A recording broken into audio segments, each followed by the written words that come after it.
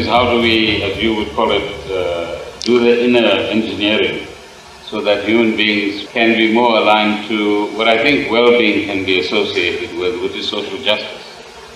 So yes, we have done much better than our great-grandparents or grandparents, but according to the World Bank, you still have 40% of 7.2 billion people that you refer to living in poverty. Definitely. And one of their missions is to lift that 40% out of what they would call absolute poverty, which I'm sure is an ambition that you would share as well. Definitely. One aspect of my UN engagement is to look at how yoga could assist this sustainable development goals for 2030. Now, it is not that there is no disparity, there is serious disparity, it has to be addressed. But how is the question?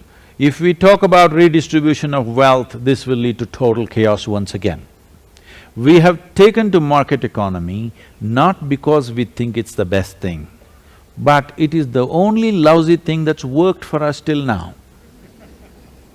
It's quite a lousy thing if you ask me, but it's the only thing that's worked, unfortunately. So what is working, we should never abandon. We must see how to make it work little better for everybody. It is a subtle arrangement of things because right now in India it keeps happening. We are right now a market economy with a socialist hangover in our minds. When somebody does too well, everybody says, oh, this is not right, look at him, how he's making money. No, no, this is the ugliness of market economy which we have chosen.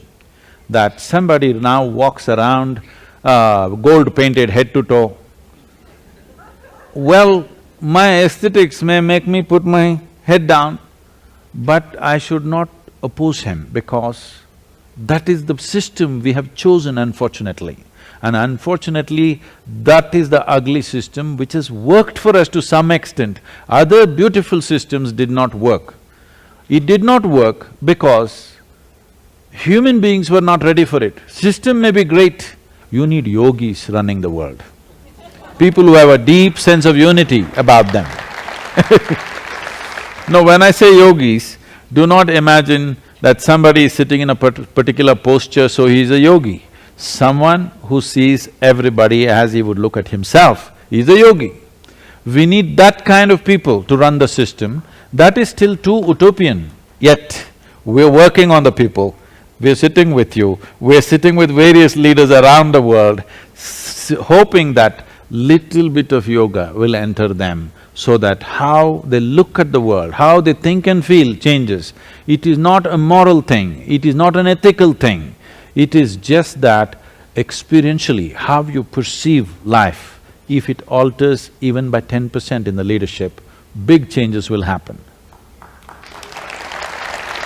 I must tell you this, when I was at the Economic Forum, they asked me, Sadhguru, if there's one thing we can do for you that will change the world, what is it? I said, I will name 25 people, give them to me for 5 days. You will see in 3 years there'll be a significant change in the world. They asked, who are these 25 people?